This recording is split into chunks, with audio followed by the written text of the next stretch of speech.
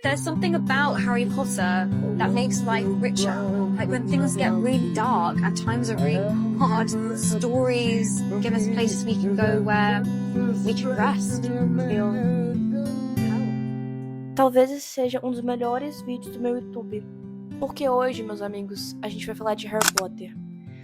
Oi, prazer, meu nome é Laura, eu tenho 16 anos e hoje eu vou falar tudo que me calaram por anos. Vou falar sobre tudo sobre Harry Potter, eu vou explicar sobre Harry Potter, fanfics, Audio Dudes, coisas no YouTube, eu vou explicar tudo da minha versão e eu espero que vocês gostem e muito obrigada por assistir. Bom, explicando o que é Harry Potter, da onde veio, o que acontece, enfim. A Pedra Filosofal, a gente conhece um menino de 11 anos que mora com a tia e os tios e o primo. E a gente acaba percebendo que ele é um pouco maltratado. Ele mora, tipo, uma casa enorme e mora embaixo da escada. Aí já tem um grande problema. Involuntariamente, ele começa a fazer magia. E depois dele ser buscado pelo Hagrid, que é o nosso caçador aí, ele é levado para Hogwarts, que é uma escola de magia e bruxaria. E basicamente Hogwarts é dividida em 4 casas. O que são as casas de Harry Potter? São divididos por personalidade. Eu imagino que os chalés de Percy Jackson também são assim. E eu acredito que seja pela funcionalidade mais fácil cuidar de tantas crianças através das personalidades dela. E, enfim, cada casa tem um monitor e também tem, tipo, um professor diretor, sabe? Tipo, por exemplo, Sonserina é o Snape. Grifinória é a Minerva. Corvinal não sei. E Lufa-Lufa, que é minha casa. As casas são Lufa-Lufa, que é sobre justiça, eles falam sobre lealdade, são pessoas extremamente leais, pacientes, sinceras. E vamos pra Corvinal. Elas têm um bom nível de aprendizagem, por isso que elas são muito inteligentes e criativas, são ambiciosas, e, enfim. Grifinória, ela tem muita coragem e elas são muito. Eu diria que elas são um pouco egoístas, não sei. São pessoas ousadas e eu acho que elas usam muito. As pessoas que falam da Grifinória, que não são da Grifinória, usam como um artefato pra xingar a Grifinória como pessoas arrogantes. Mas faz parte da personalidade delas, mas elas não lidam com essa arrogância. Não sei explicar, tipo, são pessoas arrogantes, mas que não se sentem arrogantes, mas elas não são arrogantes se você pensar pelo lado da cabeça delas. Temos a Sonserina, que são pessoas criativas e orgulhosas. Então, aí você já sabe pra onde essa criatividade vai. Elas são pessoas ambiciosas, ousadas, enfim, acho que é basicamente isso. E eu quero aqui, eu não quero ensinar pro meu filho que a Sonserina são pessoas más e que a Lufa-Lufa são pessoas que não são pessoas excluídas. Não, pelo amor de Deus, vamos parar com esses preconceitos entre casas. Basicamente, a gente é inserido nesse mundo de magia e o conflito que a gente é inserido no primeiro filme, que é a Pedra Filosofal, é basicamente, temos a Pedra Filosofal e a Pedra Filosofal é escondida, literalmente, é uma pedra. E é escondida em Hogwarts porque é um lugar protegido, antes do Harry entrar, pelo menos. E está bem guardada. Só que temos o nosso professor novo de Decat, que é Defesa contra as Artes das Trevas, que é o professor Quirrell. E aí você percebe que ele é um pouco esquisito só pelo fato dele usar turbante em metade da cabeça dele. O nosso querido professor Quirrell tem metade da cabeça dele com o Voldemort. Normal? Eu diria que não. A missão dele é fazer com que o Voldemort sobreviva, porque o Voldemort não conseguiu sobreviver ao ataque do Harry. E acabou que ele não sobreviveu, ele sobreviveu 50%, né? O corpo dele estava ali flutuando, e aí o Quirrell adotou o corpo dele e tinha formas de ele sobreviver, e uma das formas era com sangue de unicórnio, só que aquilo ali estava inviável. Então ele pensou, nossa, existe a pedra filosofal, né? E faz com que você não morra. Olha que incrível. Só que o Harry foi lá deter o Quirrell antes dele pegar a Pedra Filosofal. E a gente acompanha essa construção dele no mundo mágico. Apesar dele ser um bruxo extremamente capaz de fazer qualquer coisa, ele não conhece do mundo bruxo. Então aí a gente acompanha esse crescimento do Harry junto com ele, literalmente, porque a gente não sabe também do mundo bruxo e conhece esse mundo que a J.K. Rowling escreveu. Laura, o que aconteceu pro Harry Potter ser o Harry Potter? Bom, vou explicar essa história de trás pra frente pra trás, porque é uma das histórias preferidas da parte de Harry Potter. Bom, temos o nosso elenco, nosso lindo elenco, o grupo de amigos dos pais do Harry. Temos o James, que é o pai do Harry, a Lily, que é a mãe do Harry. Temos o Sirius, que é o padrinho do Harry. Temos o Remus, que é o nosso querido professor, provavelmente você já viu ele em algum filme de Harry Potter. E temos o nosso tão amado Peter. Enfim, o que acontece, esse grupo era extremamente unido, eles eram muito amigos, tipo, o Sirius já chegou a morar na casa do James, porque Sirius não era aceito na casa dele, porque ele é rebelde. O Marotos em si é muito rebelde, principalmente o Remus. A gente acompanha a história do Remus de uma perspectiva muito incrível. O Remus é o nosso lobisomem. E uma das coisas mais lindas, tipo, que prova a amizade deles, tipo, caso você esteja desinteressada dos Marotos, fica comigo. Mano, presta atenção. O Remus era um lobisomem. E todas as noites, assim, em certos períodos, ele ia pra Casa dos Gritos. Tinha uma passagem secreta que o Dumbledore construiu especialmente pra ele ficar preso enquanto ele vira um lobisomem. Porque ele pode atacar não só a família dele, como ele ataca os amigos, pode atacar todo mundo. Então ele tinha uma prisão quando ele vira um lobisomem. Não demorou muito para os melhores amigos dele descobrirem que ele era um lobisomem também. E aí, a ideia de gênio do James e do Sirius era: por que a gente não vira um animago? Laura, o que é animago? É tipo, por que a gente não vira animais? Pra poder socializar com você enquanto você vira um lobisomem. Porque você tá se destruindo. Os Remus não aguentava ficar sozinho naquele lugar. E ele, por falta de pessoas pra morder e arranhar e fazer machucados, ele se arranhava, ele se machucava. E era preocupante, porque o Remus ia acabar. Eles se transformaram em animais pra poder cuidar do Remus. Então, o James, né, que ele vira um cervo, eu acho. O Sirius vira um cachorro, por isso que o meu futuro cachorro vai se chamar Sirius. E o Peter vira um ratinho. O que acontece? Por que o Harry se tornou um Harry? Bom, dando um breve contexto só de Lily e James, a Lily era a melhor amiga do Snape desde a infância, e eles vão pra Hogwarts juntos, e eles estão amigos lá até que o Snape começa a sofrer bullying dos marotos. E aí a Lily fica extremamente irritada, porque a Lily, com aquela voz dela e xingando o James pra lá e pra cá, ela fica muito irritada. E teve um dia em específico que o nível de bullying deles com o Snape chegou num nível preocupante. A Lily foi tentar proteger o Snape e o Snape chega e fala assim: eu não quero mais proteção de uma sangue ruim. O sangue ruim é um dos piores xingamentos pra pessoa bruxa, porque é literalmente falar que você veio de uma família ruim e que todos da sua família não conseguem fazer magia. Só você. E aí a Lily ficou extremamente irritada com o Snape e acabou que separou da amizade. Aí o James começa a flertar com ela. Eles não se relacionaram do nada, tá? O James deu uma boa amadurecida ao longo dos anos. E aí a Lily falou: Nossa, até que ele é bonitinho, né? E o James já tava, tipo assim, desde o primeiro ano, falando: Meu Deus, que ruiva bonita. E é isso. E aí temos o Harry. E aí o Harry tava prestes a nascer. E os marotos estavam lindos ali, perfeitos, bonitinhos. Houve uma profecia. E a profecia dizia o seguinte: o menino que vai nascer no final do 7º mês vai matar o Lorde das Trevas. Esse mesmo, aquele do Quirrell que eu falei. Então, a única opção que ele tinha era matar o Harry. Só que como encontrar o Harry agora? Tipo, ele não tinha o endereço da casa dos Potter, ele não tinha nada. Como encontrar o Harry? Eles usaram um feitiço que se chama Fidelius. Laura, o que é Fidelius? Basicamente, se alguém te conta o endereço da casa e aí a casa aparece pra você. Então, é basicamente isso. E aí eles tinham pessoas com quem confiar esse tal endereço. E aí temos as 3 opções: Sirius, Remus ou Peter. O mais óbvio é o Sirius, porque o Sirius era basicamente o irmão do James, é o irmão de coração do James. E o Remus era o irmão de coração da Lily, sabe? Ele acolheu a Lily, então eles deram o endereço pro Peter. Só que eles mal sabiam que esse cão, no caso, esse rato, estava envolvido com o Lorde das Trevas e era um dos seguidores do Lorde das Trevas. E entregou o endereço pro Lorde das Trevas. E o Voldemort foi lá, bateu toque, toque, toque, matou o James, matou a Lily. Só que a Lily, antes dela morrer, ela meio que conjurou um feitiço com que protegesse o quarto de todo mal com o poder do amor, literalmente. E protegeu o quarto e protegeu o Harry.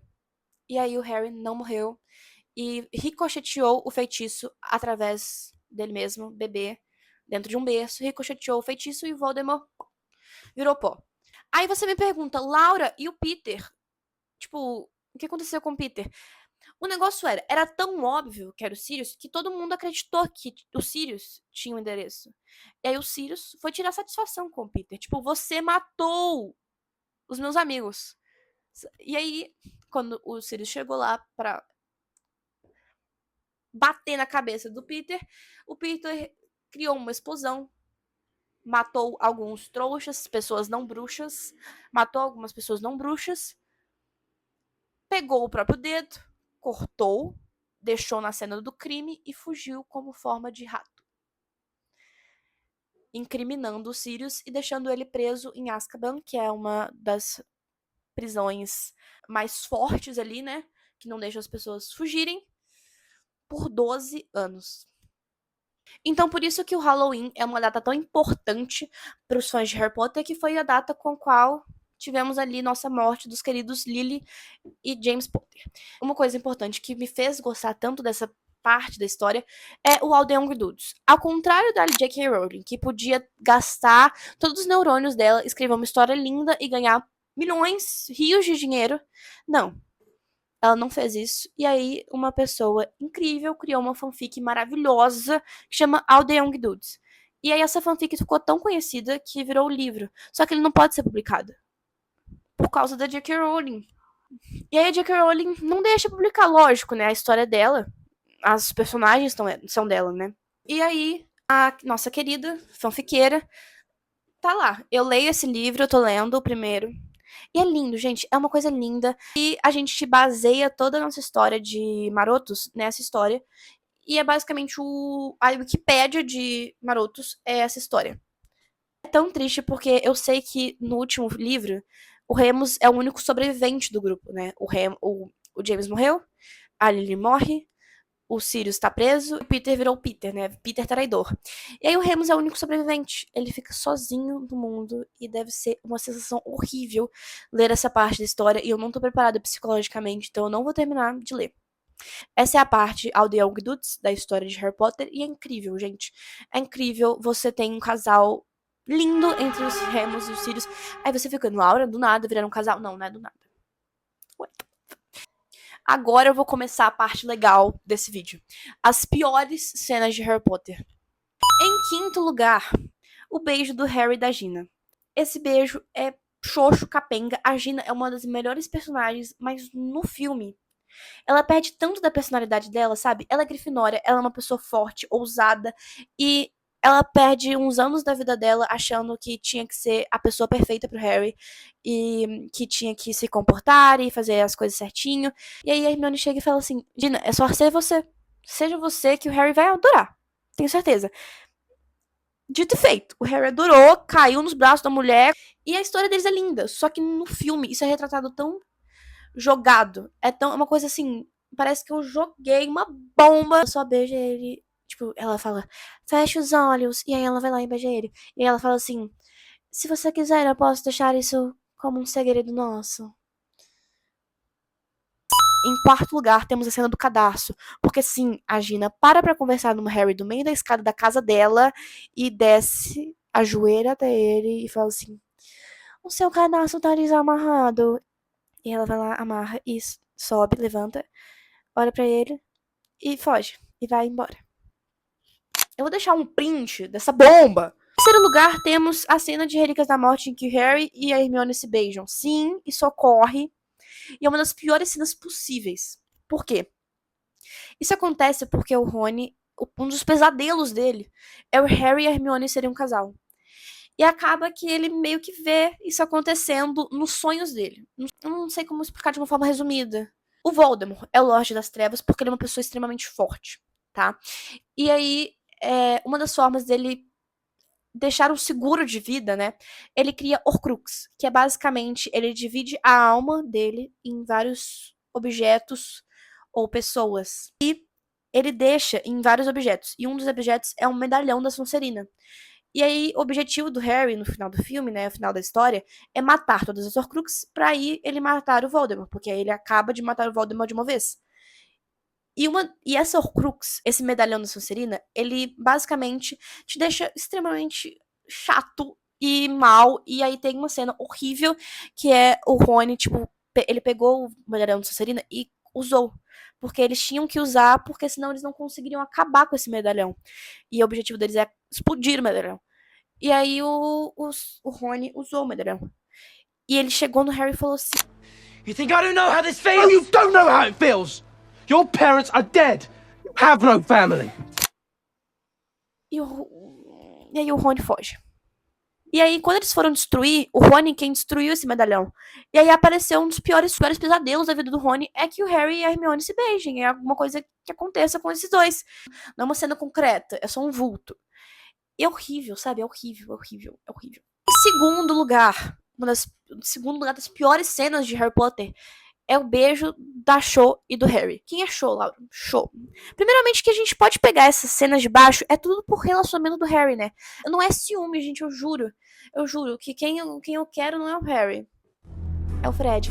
Mas enfim, o que acontece é que o beijo da Cho e do Harry é tão xoxo. O que acontece? O ex da Cho é o Cedrico. E o Cedrico morre. Já dando um spoiler. E aí, eles se beijam com uma foto do Cedrico atrás. Gente, vocês acham que isso é normal? Em primeiro lugar, assim, disparado, é uma das cenas em Relíquias da Morte em que o Harry e o Voldemort estão, tipo, na beira de um penhasco e o Harry abre aspas, Harry. Vamos acabar isso do jeito que começamos. Fecha aspas, Harry, e eles se tacam do penhasco e viram uma nuvem. Tipo, viram uma névoa saindo voando. Uma das melhores cenas de Harry Potter. É um absoluto cinema. São os melhores absolutos cinema do cinema. Você entender toda a história, o conceito por trás, você se apaixona. Quinto lugar, como foi no cemitério, Harry? Professor, eu não falei de cemitério nenhum. O que acontece nessa cena? Estamos falando do filme 4. A trama é basicamente vencer esse evento, né? Essa competição que é o Cálice de Fogo. Então ele tem várias provas. E quando eles chegam na última prova, basicamente o Harry é teletransportado para um cemitério e acaba dando a vida ao Voldemort de novo. Porque ele já tinha acabado com o Voldemort nos filmes passados. E aí ele dá a vida pro Voldemort de novo. E eles fazem meio que um ritual para voltar com a vida do Voldemort. E aí, quem tá por trás disso tudo? Bartol Crouch Jr. Bartol Crouch Jr. E ele chega e fala, como foi no cemitério? E o Harry fica tipo, nossa, mas eu não contei de cemitério nenhum, como é que ele... Uou, ele tá por trás disso tudo. Sim, ele está por trás de tudo. Ele que te fez parar lá no cemitério, Harry. E aí ele fica, professor, eu não falei de cemitério nenhum. E aí, pá! Abre a porta e é o Dumbledore e salva o Harry. Quarto lugar, a cena... São duas cenas, porque eu não consigo decidir, mas são cenas extremamente parecidas. Que é a cena do Draco e do Harry e a cena do Harry com a Narcisa. Bom, vamos falar da cena do Draco com o Harry. Basicamente, na cena do Draco com o Harry... todo mundo é Relíquias da Morte parte 1. E o Relíquias da Morte parte 1, resumindo, é buscando o Harry. Onde está o Harry? Quem encontrar ganha $1 bilhão. O Harry aparece na casa dos Malfoy. Só que ele tá todo enfeitiçado e a cara dele tá toda deformada. E aí a Bellatrix fica assim, Draco, esse é mesmo o Harry? Olha a cara dele, ele tá todo deformado. E o Draco para na frente do Harry, olha no fundo dos olhos dele. Ele vê que é o Harry e fala assim, não, isso não é o Harry mesmo. E temos a cena da Narcisa, que é mais ou menos parecida, que o Voldemort lança um Avada Kedavra, que é o feitiço para qual você conjura para matar uma pessoa, e o Harry apaga. Só que ele não apaga, o olho dele tá aberto, e a Narcisa fica... E aí todo mundo fica tipo, ele morreu? Ele tá morto mesmo? E a Narcisa vai lá, aproxima do corpo, olha no fundo dos olhos do Harry, vê ele piscando, e fala, não, ele morreu. Harry Potter está morto. Em terceiro lugar, temos A Minha Filha Não Sou Vadia. A Bellatrix acaba tentando matar a Gina. E aí, a Molly, que é a mãe da Gina, chega e fala... A minha filha não sou vadia.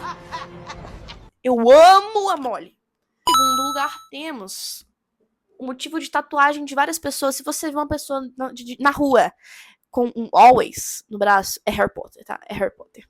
O Snape, antes de morrer, né? O Snape, eu disse, ele era apaixonado pela Lily, acabou que a Lily foi pro James, mas o Snape não parou com essa paixão.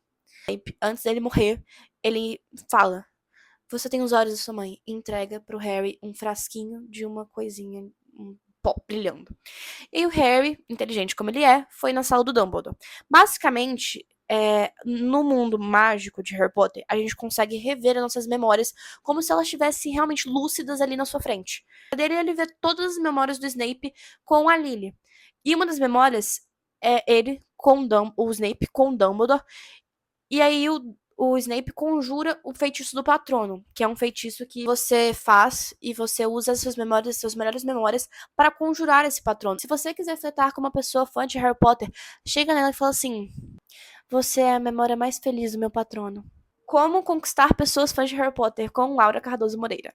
Continuando, o patrono do Snape é literalmente o mesmo patrono da Lily. E aí o Dumbledore fala: Lily, after all this time, always. Fall, falling, fall in love.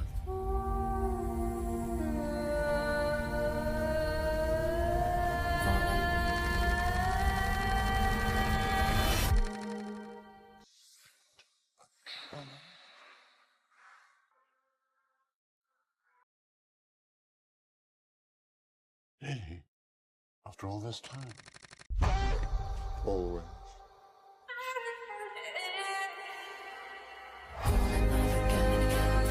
Snape was trying to save me.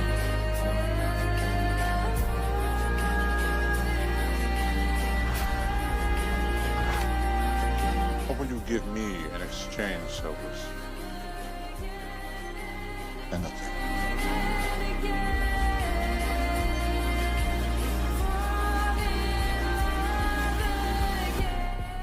You have your mother's eyes.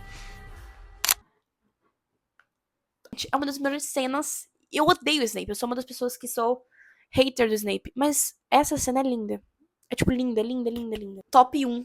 A melhor cena de Harry Potter do mundo. Se você não falar que essa cena não é boa.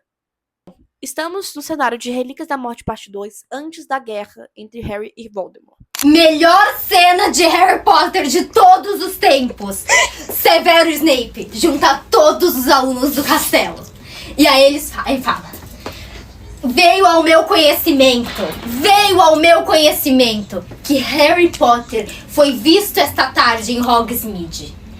E qualquer aluno ou funcionário que souber desses acontecimentos e não vir até mim para falar sobre isso, será visto como igualmente culpado de acordo com as consequências dos seus atos.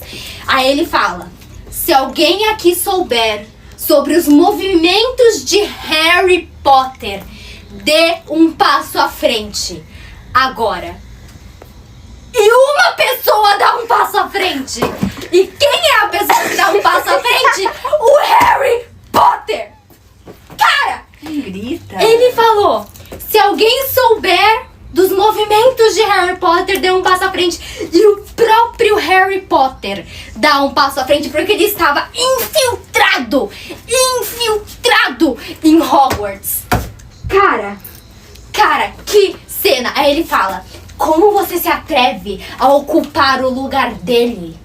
Conte a eles o que você fez naquela noite, que você olhou nos olhos do homem que confiou em você e o matou.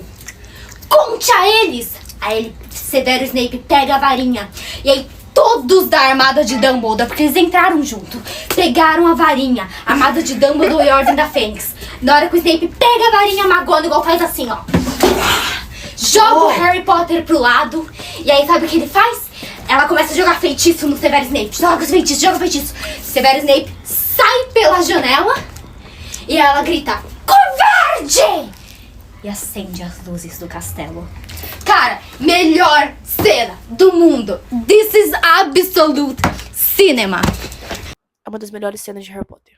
Agora vamos começar com a nossa pequena lista de headcanons, que são os meus headcanons preferidos. O que são headcanons? São fatos criados por fãs de Harry Potter que deveriam ser reais. São incríveis, fatos incríveis e lindos e maravilhosos.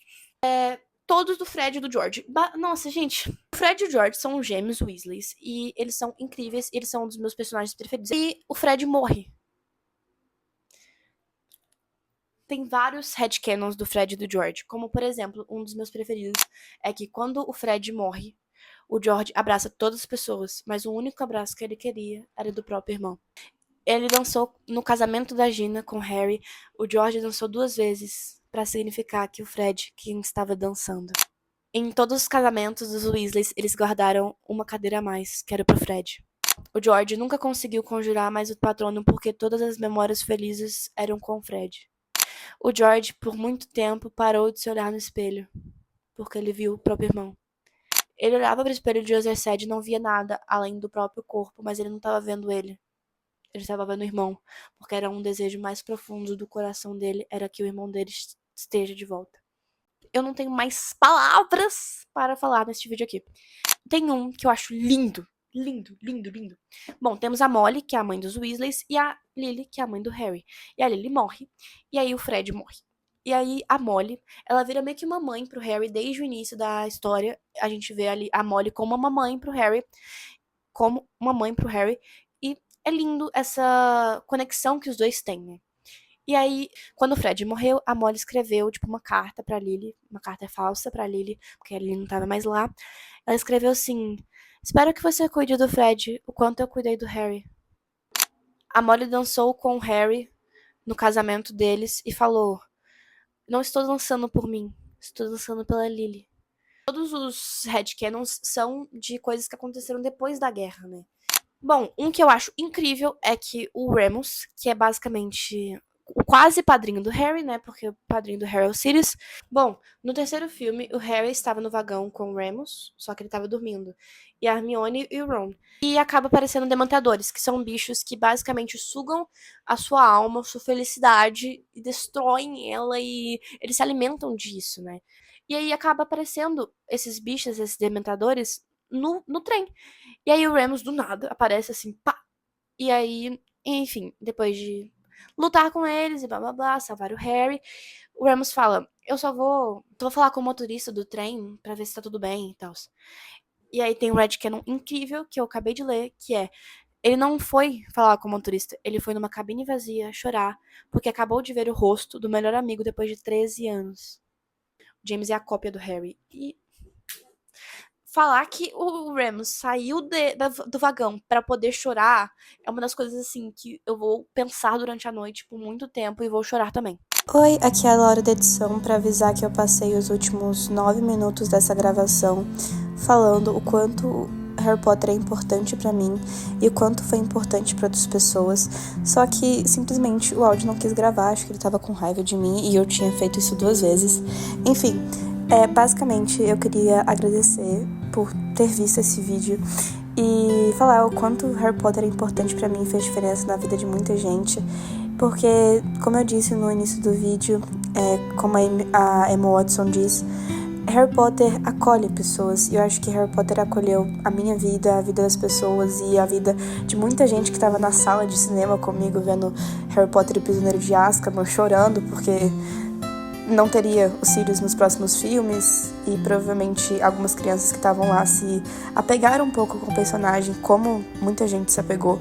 E enfim, eu também falo na gravação o quanto Harry Potter fez uma grande diferença pra mim, e esse livrão aí que tá atrás de mim, esse gigantesco, é um livro que eu recebi de presente do meu primo, e meu primo recebeu de presente da minha avó, e o quanto isso é importante pra mim não tem explicação.